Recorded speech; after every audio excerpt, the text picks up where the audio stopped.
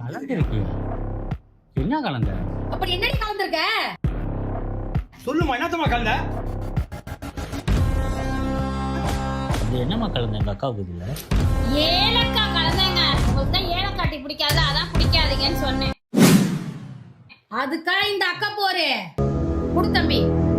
நானே குடிச்சிடுறேன். அக்கா எனக்கு ரொம்ப தலைவலிக்குது, நான் உள்ள போய் படுக்கிறேன். நீங்க குடிங்க, நான் போக தைலம் தேய்ச்சி விட வரேன். போய் டீயா போட்டா கூட முதல்ல போமா, ஏலக்கா அது இது குடிங்க, நீ விக்கிற பாரு.